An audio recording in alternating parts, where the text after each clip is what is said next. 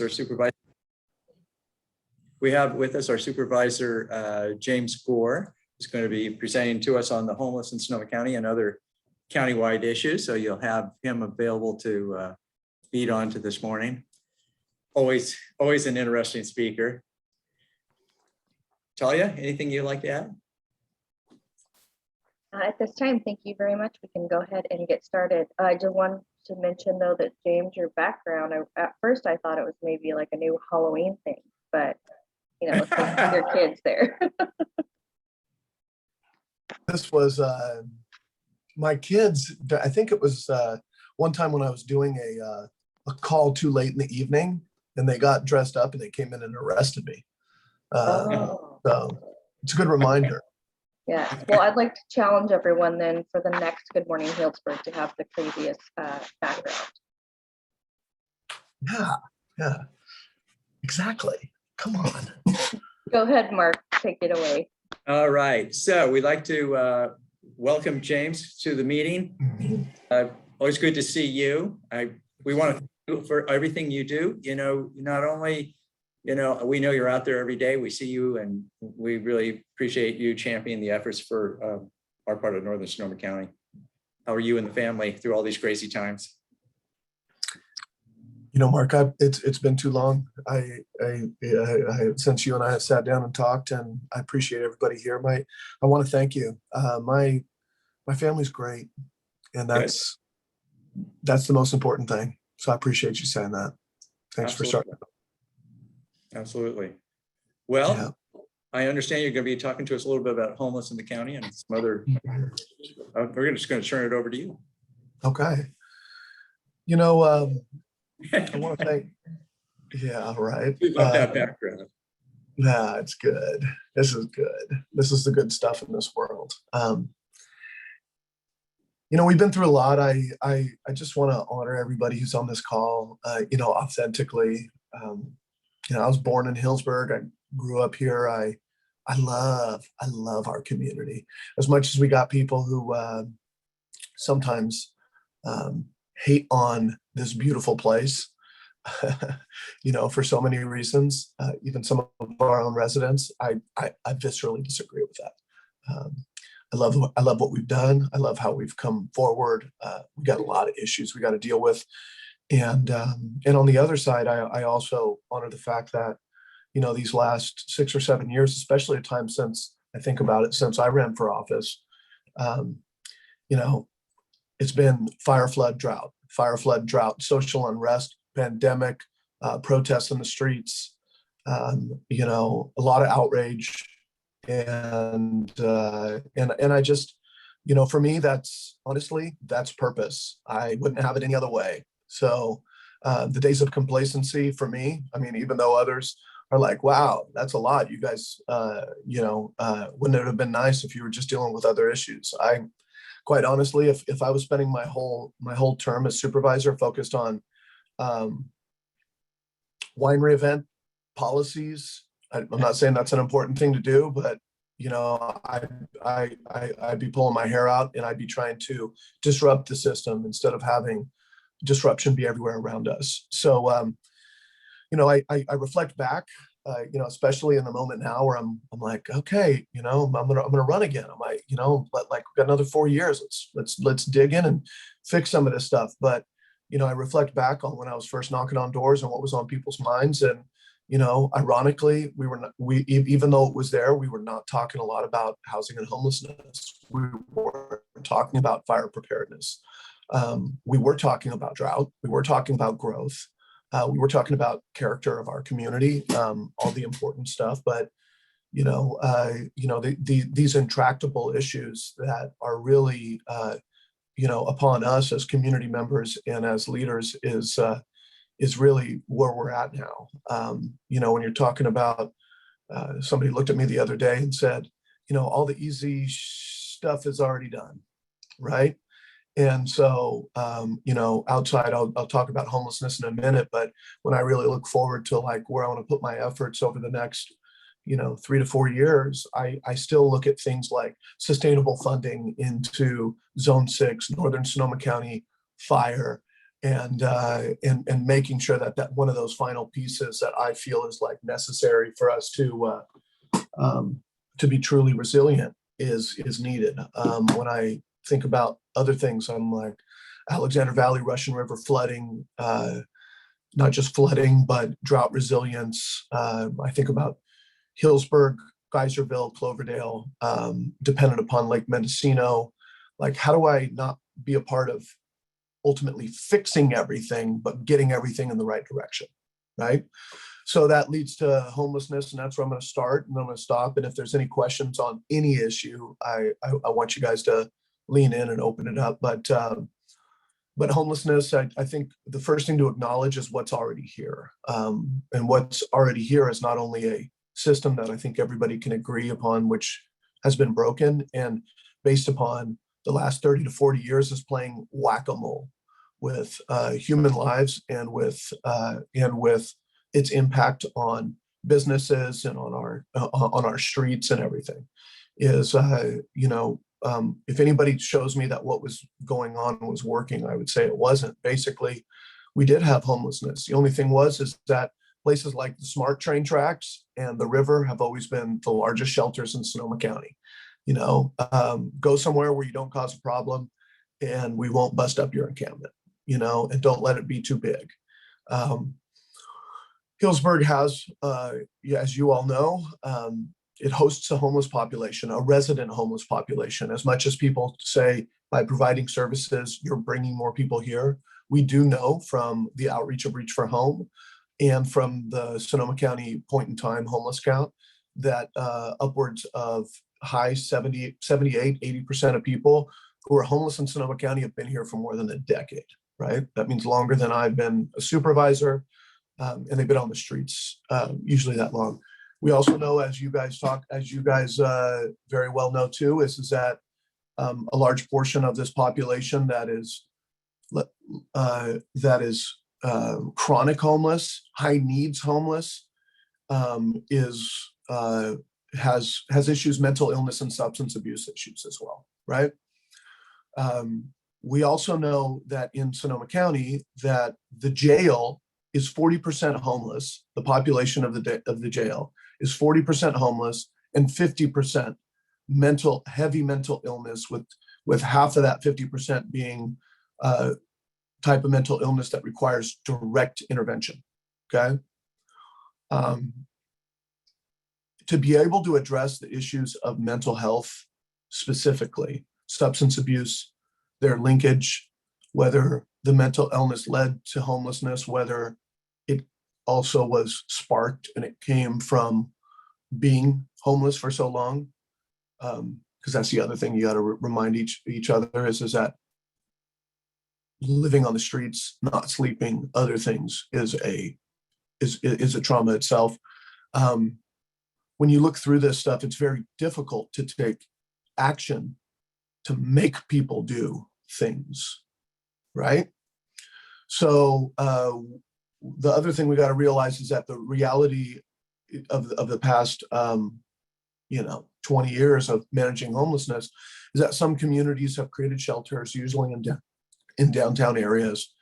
The kind of old shelters that you're familiar with in your head. It's Sam Jones Hall in Santa Rosa. It's a big building with a big open area and a lot of cots, and it's really meant for temporary space, right? It's like big warehouse kind of shelters. A lot of people won't go to those anymore, and so you have this weird need for compassion and tough love, right? So I think I just want to level set with that. So there's this other thing that happened about 2 years ago when the Joe Ridota Trail, some of you are watching that with Sonoma County, really happened. Before that, we were already heavy in trying to provide more programs. The problem was that there was no placements, right? If you have a housing first policy for homelessness and you don't have any housing or placement options, there's something wrong with that. Okay. So, but we were still in this whack-a-mole, like, okay, figure it out, like do a little housing here, not like throw a ton of money and warp at it. Like, let's try and keep dealing with this, keep making incremental improvements. But then something happened on the Joe Rodota Trail, and it was not the Joe Rodota Trail. It was that there was a law that came through that the Supreme Court did not take up. So it is now the law of the land, and it is called Martin v. Boise. Okay. And what it is it says public agencies cannot move individuals in encampments off of public land unless they have options for them that you're putting people into, right? Placement options. And a lot of people don't know that. We've said it in articles, we've broadcasted it. Why haven't you told us? As is usually the case. I can scream as loud as I want, but oftentimes it's what people hear and how they hear it and other things. So all of a sudden, Joe Rodota Trail happened, and we were not able to move it. And then it got bigger and bigger. And then there was another case that came directly to us. That was Bononi versus Sonoma County. That was leveraged on top of this Martin v. Boise. It's kind of an ancillary to it, under a federal injunction by a judge that we could not move that trail or that encampment unless we provided adequate options. And the only ways we could move it was under a provision of health and safety, or if we had options for people, and we had to negotiate that with a judge. So now all of a sudden, homeless policy was not decided by a board of supervisors or a city council or anybody. It was in a courtroom. Okay. Things change. So we created, long story short, we created Los Gilicos. We went through this bludgeoning process of getting yelled at from everybody because we had the audacity to look at sites in like Los Gilicos that were outside of urban services and across from Oakmont. Wow, a senior community. How dare you put this next to a senior community? And how dare you put this outside of city services where you're not close to services?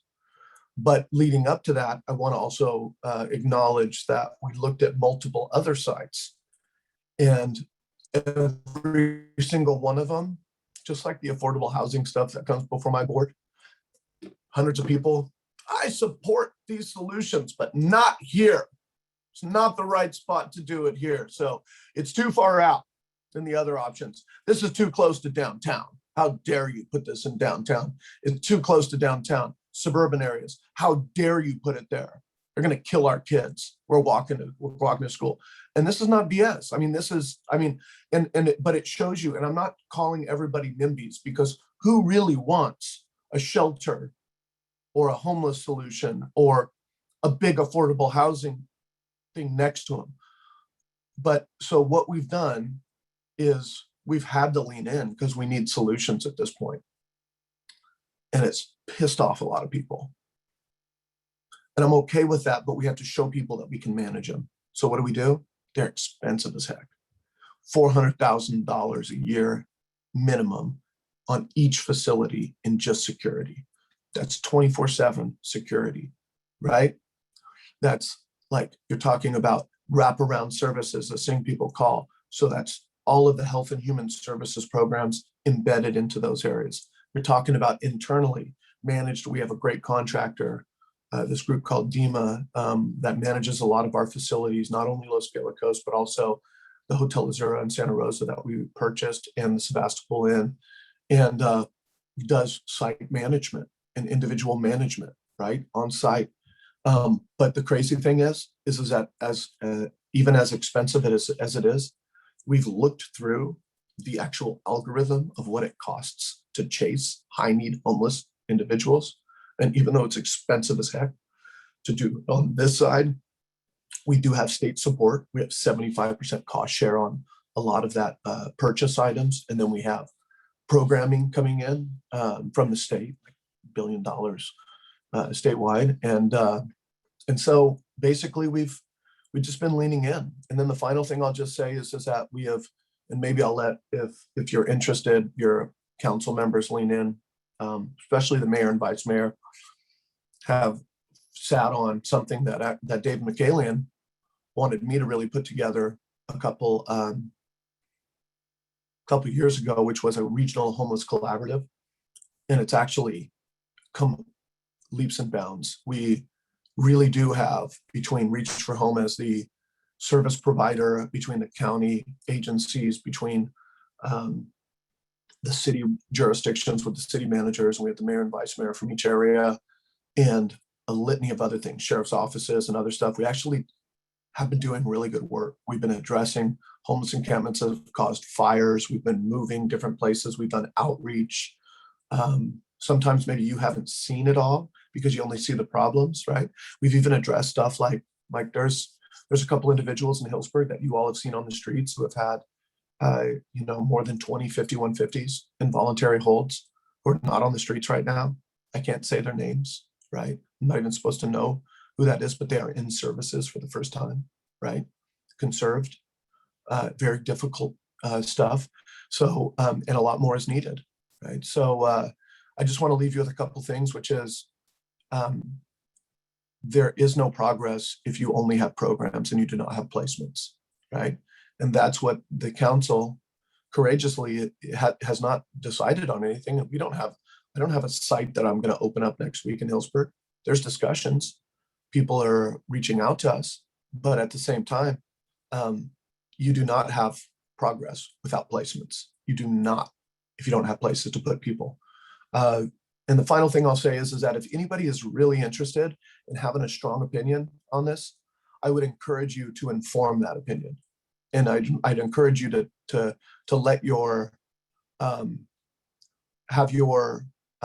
spread that word to others. I have never met an issue. My wife likes it when I say this, that people have such strong opinions that are so lightly informed, I will say. How dare you? I know they're coming in from out of town, right? I know you're bringing them in. I know I can't do like a Men in Black and show up and make everybody forget everything and make these people disappear and put them into paddy wagons and ship them to a facility that nobody knows exists. It does not exist. What you all want to see, what everybody wants to see in Healdsburg is solutions, right? But solutions oftentimes inconvenience us, okay? But we're already inconvenienced by both the lack of accountability and the lack of compassionate solutions. So I'm leaning in. I admire that the city has had the audacity to even just agendize this and have people like Stephen Sotomayor and others lean in on this and like figure out what a solution is. And I hope we're going to have a solution in Healdsburg that demonstrably shows on the ground that we can do it, but then also in the region. So that includes things like safe parking spots so we don't have the RV flotillas.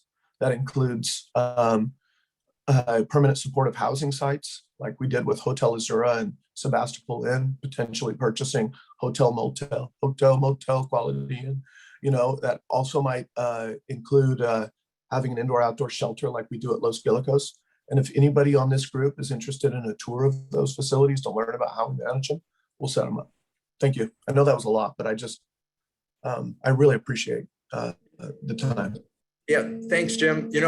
I understand that Caritas and there's a couple of other projects going in downtown Santa Rosa. Is that part of that solution?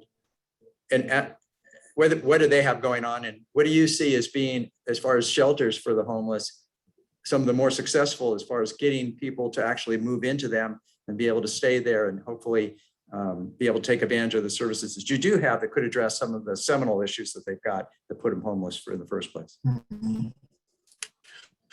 Mark, you have the community-wide, the county-wide homeless issue, you have the regional homeless issue, but that, which I would say is like the Bay Area, and we think about that in that respect. But then you also have the North County issue and the West County issue and other things, because a lot of folks are, since we're painted into a corner on a lot of these issues legally and otherwise, they're also still unwilling to go into the big bad city of Santa Rosa, right? So that is context, but so Caritas Village, other places like what we would call this kind of word, permanent supportive housing, right?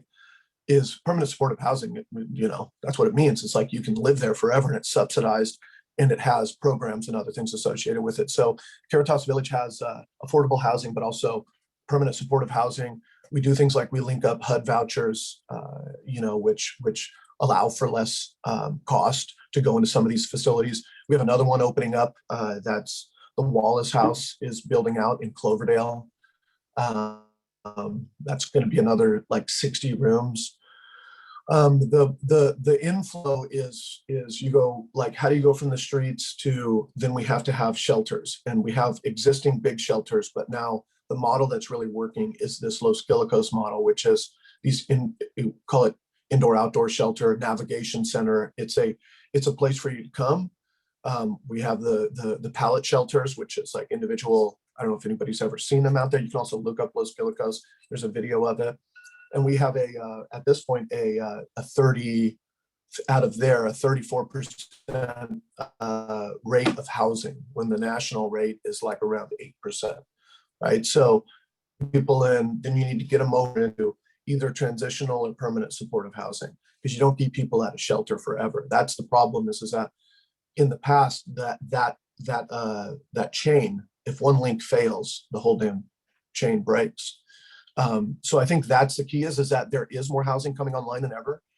There is one of the reasons I would say is also because there's more money than ever. Like the state has $1.3 billion going into this Project Home Key thing, which is purchasing hotels and motels, but not just that, building up from the ground.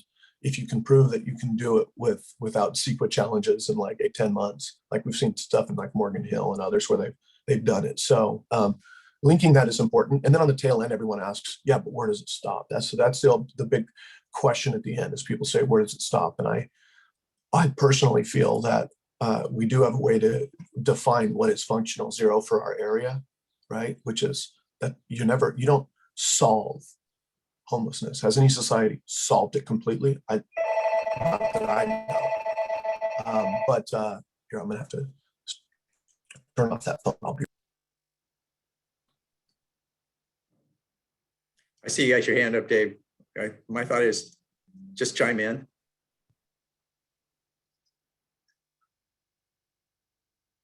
You're on mute, Dave. Sorry. I actually had a couple questions for him.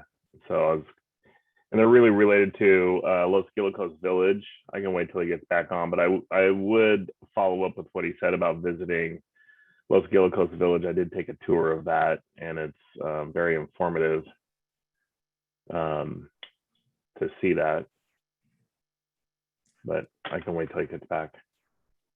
So I have a question that's just general before he gets back, because you guys may all know we have so many great citizens that came out of the Salvation Army program.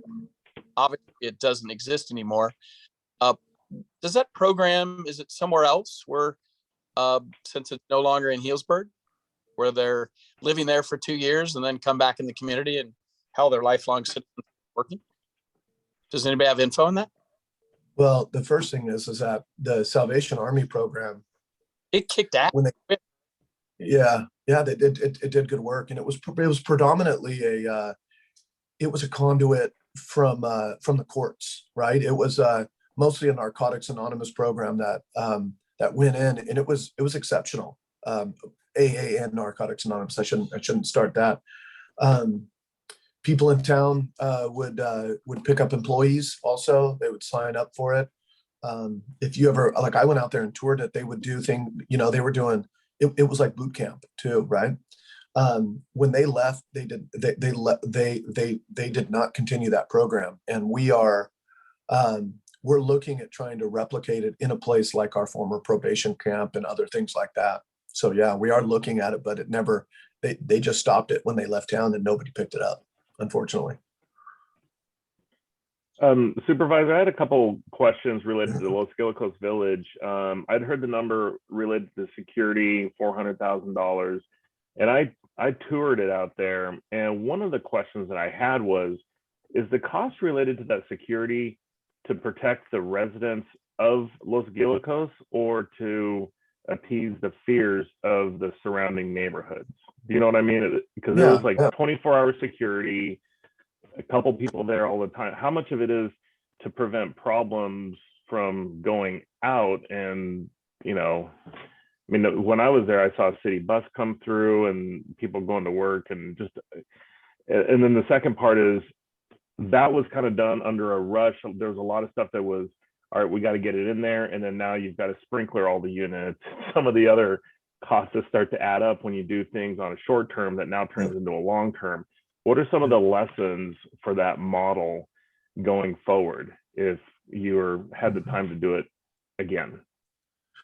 Well, the first thing is that even though it was rushed, the only reason it got done was because it was urgent. I mean, let's be real. That's what happens in government, right? Is you're like, oh, well, it's tough. Codes. Oh, now we have to do sprinkler. Now we have to do these other things. And I mean, the reason that it got done was because we're under that injunction. And look, and the Joe Rodota Trail was blowing up, right? So it proved that you can't do this. Then on the other side is both the Hotel Azura and the Sebastopol Inn. We purchased those were up and running within like 3 weeks, right? And once again, and we did the tenant improvements during it. So because we needed that. So it proved that you can do it when you're under the gun, especially in government, right? On the other side, let's talk about what you said. Is yes, the $400,000 of startup fee for continual management for security.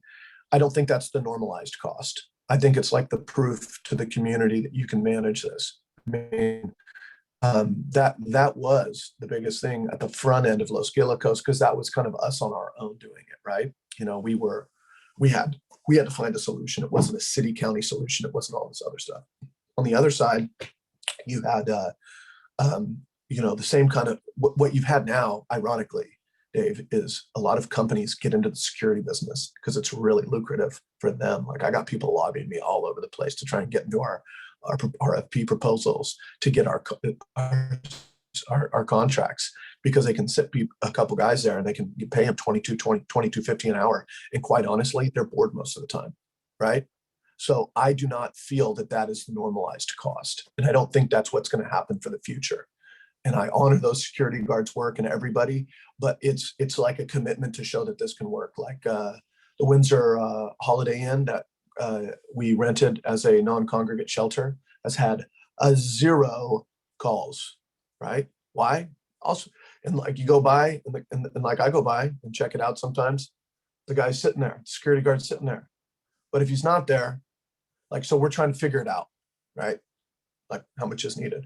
The third thing I would just say is that we do know there has been a lot learned about having utilities, being able to run utilities, use these shelter pods, make them not permanent. So if you have things like flooding in the winter, like Supervisor Hopkins, Linda, we're looking at some spots down in West County that are in a floodplain, but we're like, okay, well, we could put these up and also move them just like all the other glamping and RV sites down there that people live in permanently. We have an opportunity. We have different sections where we can move people and do other things. And then I think the final thing is that you don't want to, the goal of setting up these indoor-outdoor shelters is not to keep people in them more than a few months, right? It's not that you live 40 years or 10 years in a pallet shelter. You gotta, so how do you make it comfortable enough, but also provide opportunities for people to go into programs? But, there's a lot of people who are extremely what you would call reticent, what do they call it? Like program resistant, I think in government gobbledygook. But we've had, as you look, the proof's in the pudding with the numbers at Los Gilicos, but it can be run a lot better. I do think that we should have a Los Gilicos style somewhere in North County. We should have 1 or 2 safe parking sites so we can so we legally can keep the RV flotillas outside of core areas, and that we should have a few permanent supportive housing sites at least. So where are you looking these days in the North County for that? Oh, so I mean, throw some stuff at you, right? Like I've talked with Cloverdale about the Cloverdale Airport being a safe parking site, right? I've talked with our transportation and public works and about Caltrans about, well, if you're having problems keeping people out of the park and rides, like over in front of Giorgio's, right next to my house, right? Then why not turn that into a safe parking site that you allow people to stay overnight, but they got to move each day, right? That's the thing, is under the law now, we got to require people we can't move people unless we have an option, but the right is to sleep. It is not a right to squat indefinitely. Like, so what's the Cloverdale depot? The SMART train, the depot to nowhere. It was SMART asked us if we wanted to do the Healdsburg depot right across from the new mill district, right? I don't think that's the right thing to do. I think it's, I said, like, I'm not going to support that, but like, if I already got people at Giorgio's, we've looked across the street, we've talked with SIAR. SIAR already hosts Rob McPherson, general manager of SIAR. He's a good friend of mine. SIAR's my neighbor. I'm like, do you have any land that you would want to talk about? Because SIAR already on 2 different sites hosts a majority of the homeless population in Sonoma County and manages it, strangely enough, has for the last couple decades. Well, Jim, on that, or Supervisor Gore, sorry, on that. Call me Jimmy. My name is not Jim. I know what you were trying to say. You can definitely call me Jimmy, but not Jim. You get great credit for the NIMBY answer because you're like, hey, put it in my backyard. Obviously, you're a resident. Yeah. You say you're leaning in, you're leaning all in. So the idea is with that Healdsburg Avenue entrance, as we're looking at talking about it, I believe I learned a bit from David and the group on the council. It makes sense to incorporate that, and then you're leaned way in, for God's sakes. You get credit for that. That's amazing. Yeah. So well, we'll see, right? If I get my family. Go ahead, tell you. I did want to ask if we're looking at options within Healdsburg, and maybe the city council jump in here, or the city manager, what would they be? How many beds would they have? And are there transitional services? Because as you mentioned, that's the key point of this. And working in San Francisco, I know it's a totally different animal, but it is an animal that they've let get out of hand. And now the city has a completely different feel, reputation. As you know, we've talked about it. If a lot of them commit to the transitional services once there's a navigation center and they want to go in, they want to get a hot shower, they want to have a place to sleep. Then when it comes time to take the services, they actually don't want to commit, and then they're back out. So just wondering, a couple, I know that's a million questions already, but if you can answer a couple of those for us, that would be great. And then also, what percentage of that money from the state do you think we'd be able to secure for the county? So, so a couple things. One is in general, like when there was a council meeting that they invited me to, and I'll pass it over to the council members to talk about whatever they're looking at. But during that meeting, we talked about really more shelter options, right? Like trying to find a place to do something like a Los Gillicos, right? And one of those sites that we were looking at was over on like near SIAR property, right? I was talking with SIAR about it. Are there utilities others? So when I'm talking about that, I'm talking about closer to my house, right? I don't think that's ultimately going to work, right, with them. At times we've talked about the armory, like just openly. We've talked to folks, some realtors in the area, about other sites that are out there. Most of those have not panned out. And now what the conversation has also gone into is, are there any of these facilities that are multi-tenant, like hotel motels, and that are interested in moving into the Project HomeKeep world? And so at that point, when you're talking about it, it's like, okay, first of all, to get if you do, like whether it's in Healdsburg or in Cloverdale or Windsor, which is like the Holiday Inn in Windsor is still a potential for a Project HomeKey application, it's a competitive grant. So you don't just have it straight up. You have to so between the way it would work is that like, if it's Healdsburg, Cloverdale, or Windsor, is that the council and the county would have to have a conversation and decide, okay, we have to put in this competitive grant together. How do we secure the 25% for the capital purchase outside of the 75% from the state? And then what's the proof that we're going to have the programming in there with the services? And so I don't want to get too complicated, Talia, but what I will say is that there's a commitment with this ongoing money that we have into the county, and it's something called the COC, the Continuum of Care. Actually, Stephen Sotomayor is like one of the prime delegates on it. Even the staff and elected are on it, but it's Rohnert Park, Petaluma, and others are also looking to jump on board and have solutions. But what they also, so what we are doing is we're figuring this out as we're going, is what competitive grants we're going to put on the table. But we have to be able to prove with any of these that we have the option to get it. Ironically, as scary as this is, there's probably going to be more applications in Sonoma County than will get funded, right? But the one thing I want to say on the back end is that even though it's a county-wide problem, the reason that cities are starting to move into it is because they also want to have skin in the game so that they can say, this is for our homeless population.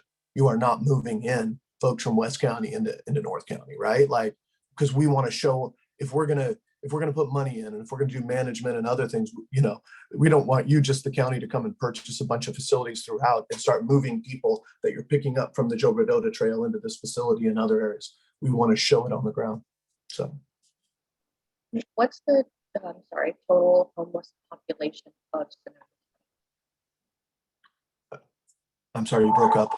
What's the total homeless population of Sonoma County?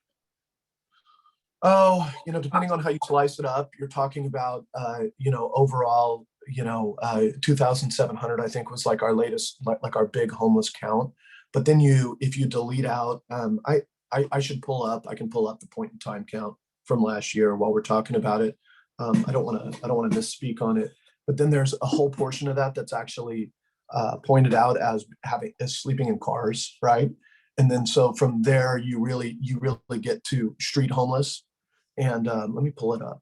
I don't remember what the street homeless number is, but at the same time, if you haven't had Margaret from Reach for Home be up here with you guys, she presented on the northern Sonoma County population and by city, and like 55 in Healdsburg, you know, 43 in Cloverdale, and direct outreach.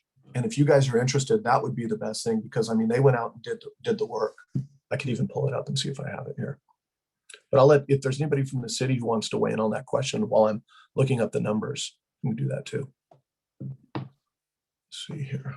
Yeah, Dave, do you have anything as far as the city goes? If I may. I don't. So. Ozzy. Oh, hi, Ozzy. Yeah. Yeah, I just wanted to kind of, you know, just kind of comment around the leadership from Supervisor James Gore, a couple of different things. You know, in the city of Healdsburg, we have about, 70 individuals. 90% of them would take some sort of supportive housing. And I think what's really important to kind of note as well is like, we're looking at a Healdsburg approach. I think, sometimes when folks think about a site, they think about, well, Los Guilocos, congregate shelters, non-congregate, tiny homes. And so, I think it's really important to make a point that, however this conversation moves along, that, we'll find an approach to help solve this problem, this issue that's a Healdsburg approach. And so, there was an article that came out recently, and it was titled around, Healdsburg is hungry for a solution. And so, recognizing, all of the different mechanisms within the county to help alleviate this issue, we're looking at everything and finding a solution that works specifically for our city. So I just wanted to comment on that. So can you give us an idea of what you're looking at? I mean, we're still really early on in the process. I think what the work that we've been doing on the homelessness task force is making sure that it's an inclusive conversation, that Healdsburg as a city isn't necessarily, we're leaning into the conversation, and we're also leading, but there's also an expectation from other cities like Cloverdale and Windsor to be able to play their part. And that's still an ongoing conversation. Particular kind of project floating around for Healdsburg at this point? Well, the big thing is that there are discussions with property owners in Healdsburg, but they do not want that to be shared right now. So I'm sorry. I wish I could, but you could probably guess. You Yeah, know, well, I don't need to know specific areas. I mean, I think you're right about that. That's only creates issues. But I mean, as far as the type of project, I mean, one of my real question is, you've been through a lot of this, Jim, and you've Yeah. seen it. It sounds to me like the Los Willicos situation is maybe an entryway to more permanent type housing. I mean, this isn't a solution where the problem goes away. It's a solution where we manage it going forward. Yeah, well put, and I think that's the best way to put it. But so I'll tell you, like this started with. And first of all, I want to thank Ozzy, Vice Mayor, leaning in on this. Is that the presentation with the City Council, as I say, and the focus with Reach for Home and Stephen and our folks has really been about a Los Willicos model. That is what the first thing that we were looking at, an indoor-outdoor shelter, right? And so the conversation, as I talk about, whether you're talking about like South Entry area, existing areas that are that have basically parking lots, like so park and ride areas, parklets, other things like that. That's the initial tranche that we're looking at. But at the same time, I will say that there are hotel owners, not some of the ones you would think of in like downtown, that are more on the ancillary areas that are reaching out to us and having conversations about the other style, which would be purchasing something for permanent supportive housing. So if you're, and if you're talking about that, then you're like, okay, well, is this, first of all, Mark, I hate to be cagey, but Ozzy and I cannot like legally tell you who we are talking to, but we're talking to two, there was 3 on the table. And it's like, okay, if there's 20 rooms or if there's 30 rooms, okay, how many of those are going to go to folks in Healdsburg who, if that's it? I mean, realistically, if a city's stepping up, this is way better than the county going in like it did in the middle of the pandemic, because we were just like trying to get things done. But in Sebastopol Inn and in the Hotel Azura in Santa Rosa is really in those places purchasing it and then having the system manage it, right? I think the key here is that Healdsburg still has a lot of questions of us as a county. Okay, are you going to put in the 25%? Are we going to put in a little bit? If we're going to be supporting this project, which isn't even a project yet, right? There's just like we're the way it would work is that we would have to get basically a willing landowner to sign not a sale, but like to provide some kind of letter of intent, hold the land and some type of escrow, right? On the potential that we could actually get this approved by the state in a competitive grant program, which is opening up. I think it's opening up in late October, right? So I'm very hopeful that we're going to have a solution, not just in North County, but in Healdsburg that delivers for Healdsburg's problem. I'll bring county support to do that, but if it's not the right one, I'm still going to pursue I really think we need the safe parking programs before we really get into flood season also. So, and honestly, the safe parking program that's in Healdsburg that I'm targeting is the one in front of Giorgio's. I'm trying to figure out if we can work with Caltrans to, I work with the police and with our sheriff and others and chasing around RVs and other things. And ironically, it's subject to the vehicle code instead of this other side. You got to do posting and all these other things, but we're kind of working with Caltrans. You might have seen that Caltrans, just like in many places we did as County of Sonoma, but Caltrans, if you drive through North County under any freeway overpass, there's boulders out there now, right? So there's this weird game of chicken going on as well. Right. Thank you, Jim. Yeah. Anybody else out there have a question? That's as specifically as vague as I could be, Mark. No, I appreciate that. I appreciate you trying to pin us down. I really do. I know you want to know who, what, when, where. But I can say is that the commitment that, I'm just speaking on, on behalf of kind of like the royal we of government, is the commitment is that if something becomes real, then the goal is not to do what has happened during the pandemic, which is like purchase facilities and surprise everybody. That's like the goal of myself and individuals in the council is to communicate with the community, and even if there's concerns, to address the real ones that we can deal with and mitigate. But if there's concerns that are really germane, is if they're going to kill a project, we've killed many projects and many sites, right? But if the concern, I just want to state the other thing, if the concern is just the general homelessness fear, I'm willing to lean in through that, you know, because no solutions is no solution.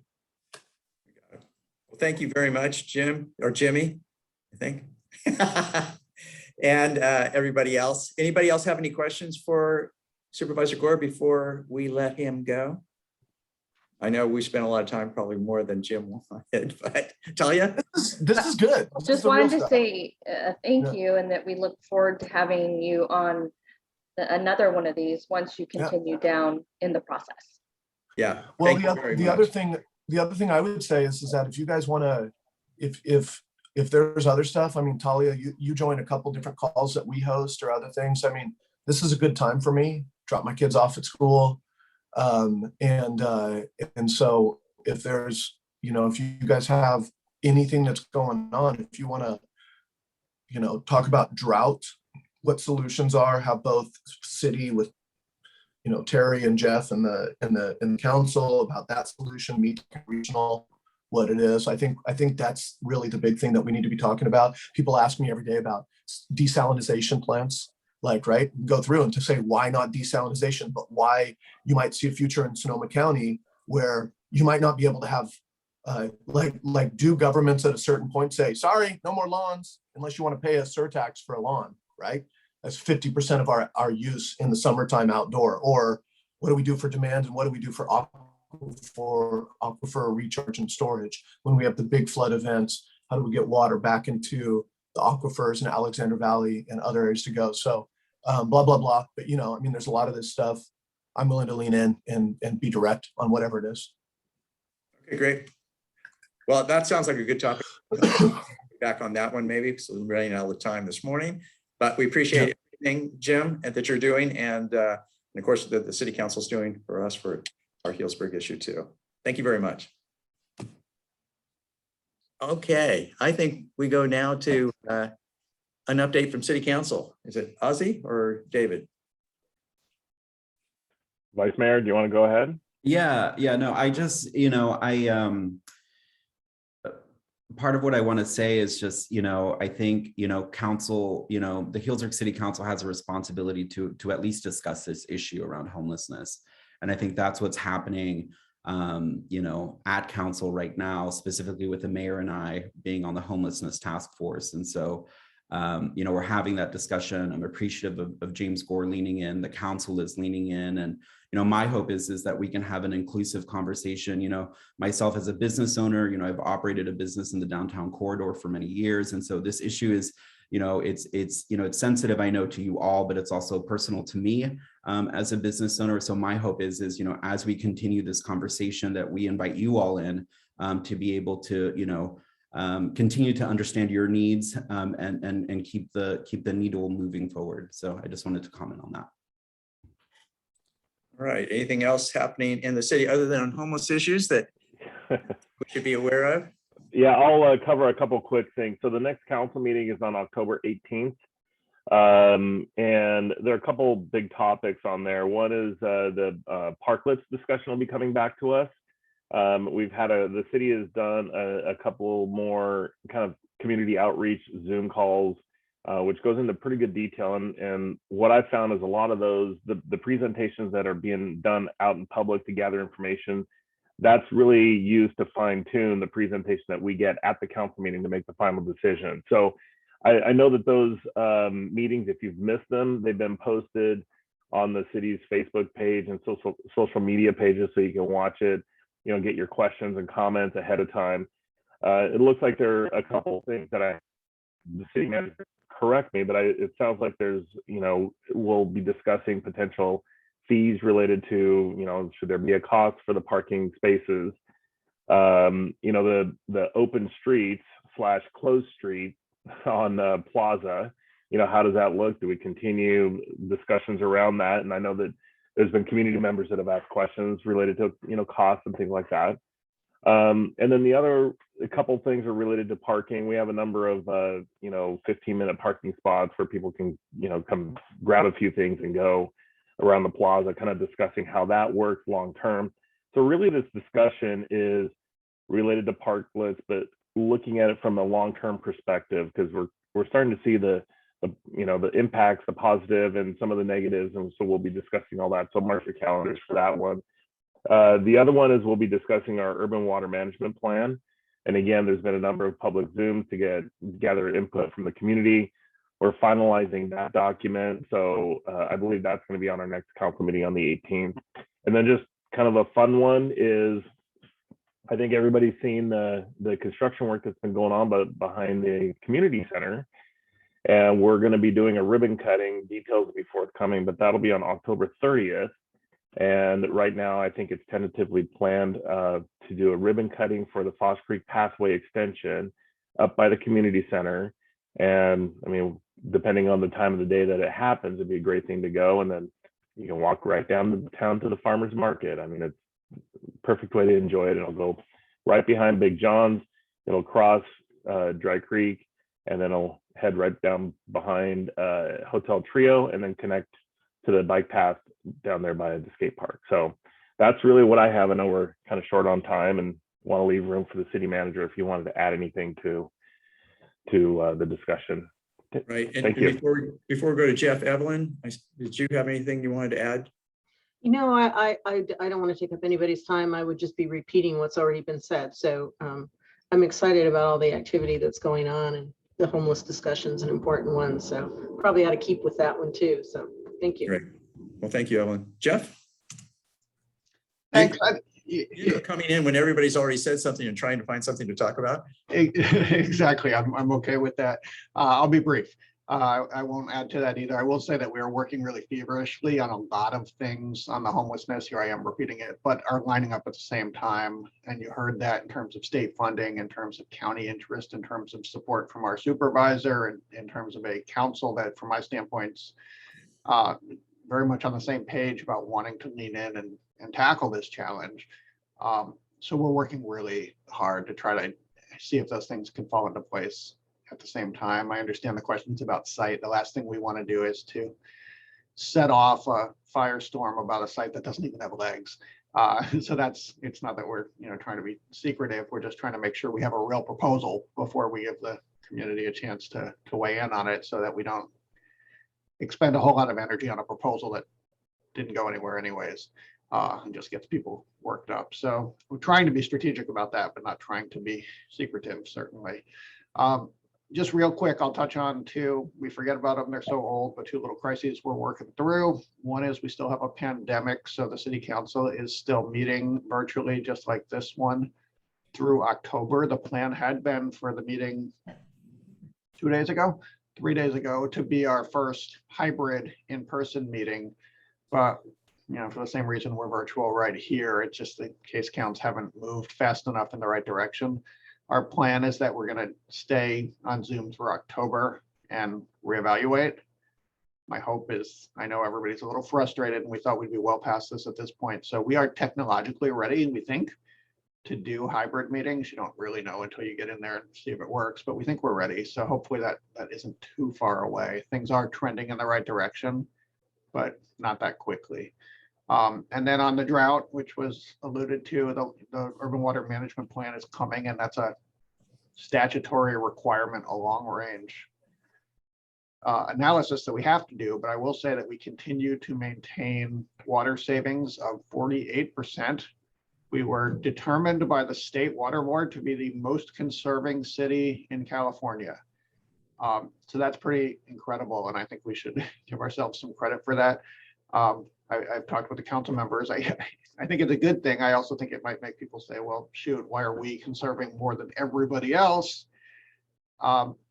Fair question. And to me, the real answer is the nuance of our water situation is different. And that's unfair and that's unfortunate, but that's the reality we're in, is that we are overwhelmingly dependent on Lake Mendocino, which, if like me, you watch it every couple of days, it's going down and down and down. And it should be on pace to get us to the rainy season. We do have other water sources, albeit smaller parts of our total system.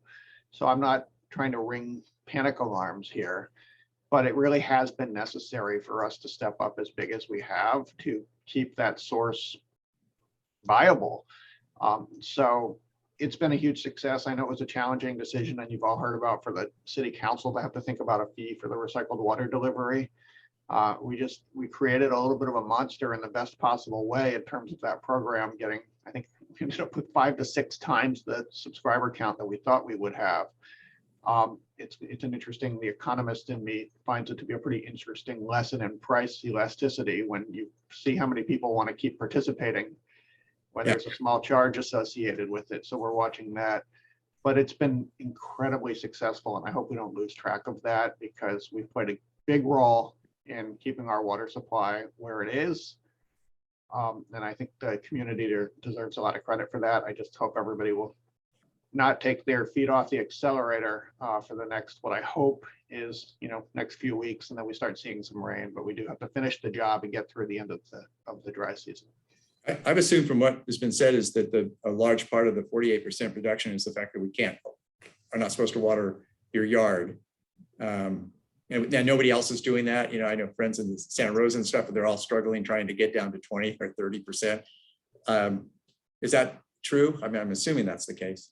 Yeah, it absolutely is. Our water use sort of roughly doubles in the summer versus the winter. So that's irrigation, right? People don't shower, I don't think. People don't drink a different amount of water in the summer. They don't shower more in the summer. Irrigation is a huge piece. I know that was a drastic step to have to take. I wish there were shades of gray that we could, but I think the proof is in the pudding that it was incredibly effective. And I think what we've learned is as much as it is painful and challenging to have to cut off the irrigation, if we do that, we can have enough water to drink water and cook and shower and all of that. So that's, that was the sacrifice that was necessary this year. Hopefully next year, I think we'll have some conservation that is, don't hold me to this, but if we have a decent winter, it could be something more like that 20% where we just ask people to cut back. Yeah, but it's a huge part of it. but it was a immediate and easy success. It's not like I have to figure out how much water I'm using to shave. Just don't irrigate, and it solves it. That was a good. I think it was brave, but it was a good approach. Anybody have any questions for Jeff? We're getting close to the end here. If not, I want to thank you, Jeff, for your comments. Dave, as always, Evelyn and Ozzy, everybody else. I don't see Jimmy out there still, and of course, Talia and Jessica for making all this happen. Thank you. See you next month. Thank you, everyone. Talk to you later. Thank you.